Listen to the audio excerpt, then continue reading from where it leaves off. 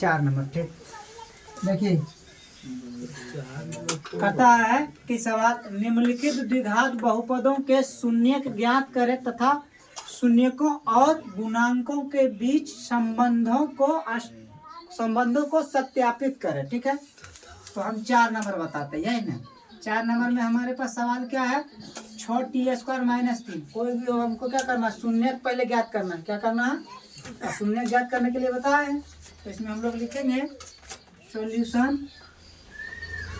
यहाँ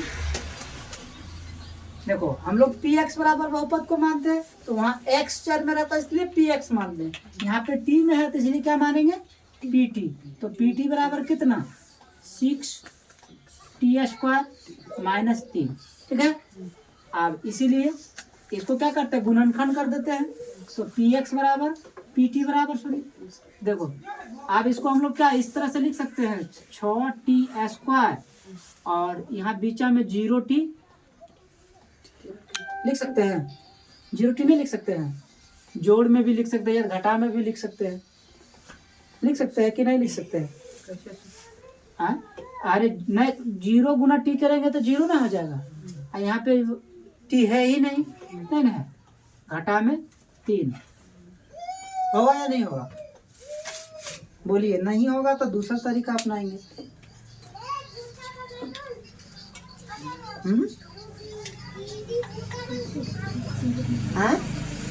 यहाँ पे t नहीं ना है, t है सवाल में, तो यहाँ पे हम 0 दे दिए। क्या दिए हैं, तो 0 गुना t करेंगे तो फिर इसका वैल्यू तो नहीं ना हुआ है।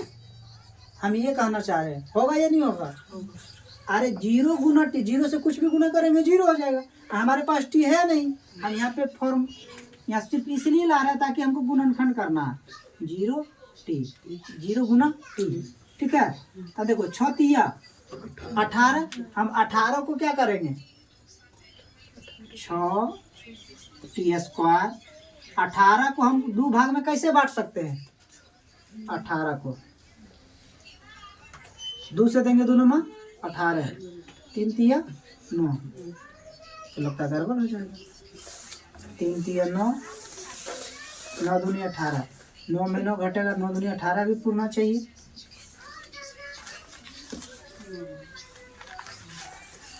नहीं तो इसको दूसरा तरीका अपनाते हैं। यहाँ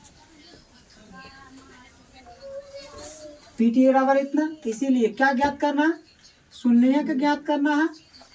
शून्यक ज्ञात करने के लिए, शून्यक ज्ञात करने के लिए हमको जब शून्यक ज्ञात करना है तो इसीलिए तो क्या हो जाएगा, pt बराबर क्या हो जाएगा, 0 होगा। कितना होगा, 0। और pt बराबर कितना माने हैं, 6t² - 3 बराबर 0।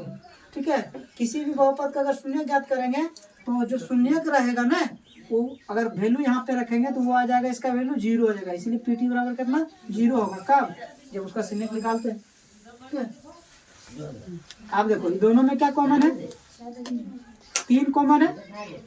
ठीक है, खाली 3 है ना कॉमन है, क्या और कुछ कॉमन है, तो 3 दूनी 6, आप t² - 3 का 3 बराबर में 0। अब ऐसे कीजिए, 6t रहने दीजिए, ये t इधर आएगा तो क्या चीज में हो जाएगा, सॉरी 3 कितना हो जाएगा, प्लस में t² बराबर कितना, 3/6, 3 का 3, 3 दूनी, तो t² बराबर कितना, 1/2। हमको t का वैल्यू निकालना है ना, तो t बराबर क्या हो जाएगा, प्लस माइनस √1/2। यानी t बराबर क्या निकलेगा, एक बार प्लस में रहेगा 1/√2 और एक बार t में t का वैल्यू रहेगा माइनस में 1/√2। ठीक है, ये दोनों हमारा क्या निकला, शून्यक निकला। अतः बहुपद pt का शून्यक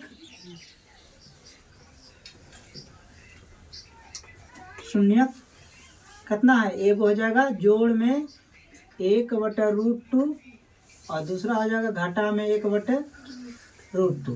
ठीक है, इतना लिखिए।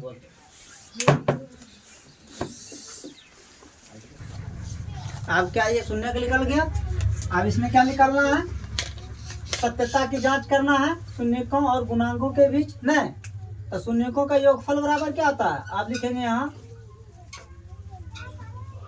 शून्यकों का योगफल बराबर, योगफल बराबर है ना। तो शून्यकों का योगफल, शून्य हमारे पास ये दुगुना आया है, हमारे पास आया है 1/√2 और एक वो आया है जोड़ेंगे घटा में है 1/√2 न, ठीक है।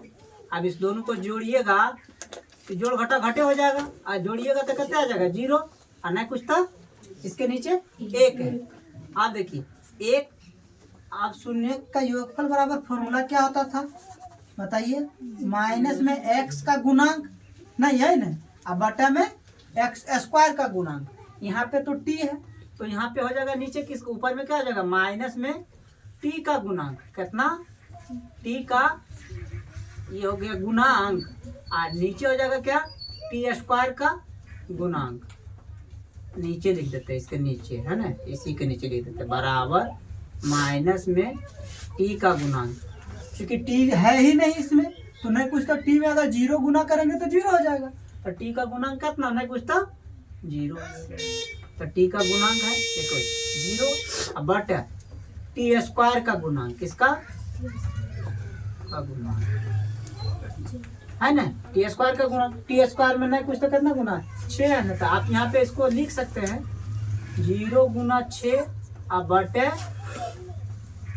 1 गुना 6 है ना, कितना हो जाएगा 0/6 लिख सकते हैं ना। अब t² का गुना हो गया 6 और माइनस में t जो है इसका 0 हो गया। अब दूसरा का क्या था? गुणनफल, शून्यकों का गुणनफल।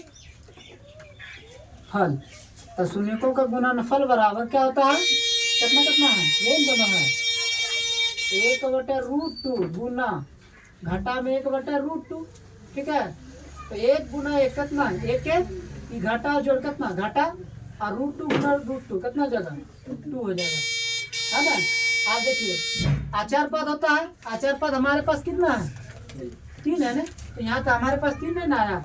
अगर हम इसमें 3 गुना कर दें तो नीचे में 3 गुना करना पड़ेगा ना, नीचे में भी 3 गुना करना होगा ना। तो 3 गुना 1 कीजिएगा कितना? घटा में 3 और नीचवा में 3 गुना 2 कितना? 6। अब ऊपर में क्या होता है? अचर पद होता है ना, तो अचर पद अब बटे t² का गुणांक देखिए है, t का गुणांक t² का गुणांक 6 है। अचर पद देखो यहाँ 3 लाए, यहाँ भी 3 है, ये हमारा क्या हो गया? सत्यापित हो गया। देखिए और यहाँ पे हम लोग जो इस रूप में किए हैं, हम लोग जो पहले बनाते थे ना वैसे भी कर सकते हैं, थोड़ा सा उसको भी देख लीजिए। ये तो है, ये है, हम उस तरह से भी कर सकते हैं। क्या लिखते थे? pt बराबर इतना हो गया तो गुणनखंड करते थे ना, तो इसका गुणनखंड कर लीजिए। देखिए कैसे गुणनखंड होगा। 6t का स्क्वायर है, माइनस में कितना है? 3 है ना।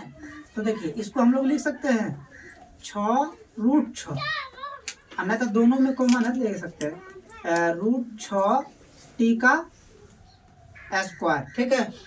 और घाटा में √3 का स्क्वायर लिख सकते हैं ना, 3 के जगह पे होगा कि नहीं। आप देखिए तो a² माइनस b², तो क्या हो जाता है formula? a + b × a - b।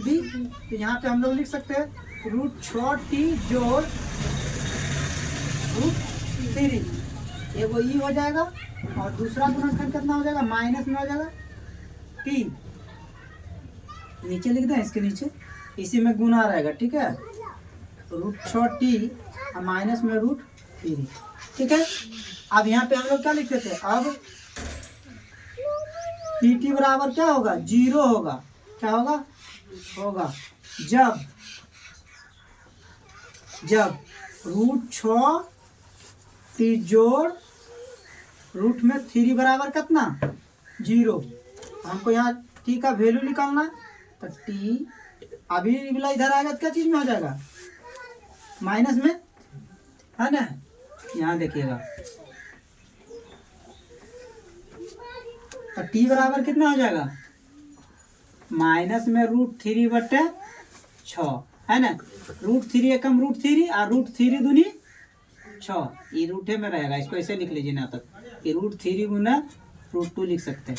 √3 खत्म, बचा क्या, घाटा में 1 बटे √2, या एक और क्या है √6t घाटा √3 बराबर 0। √6t इधर आएगा तो प्लस में हो जाएगा, फिर उतना ही चीज हो जाएगा, t बराबर √3 बटे √6, इसको काटिएगा तो √2 बार में कटेगा ही, यानी t बराबर कितना 1 बटे √2। देखिए 1 शून्य की हो गया, 1 शून्य की हो गया, ठीक है। ऐसे भी कर सकते हैं। चलिए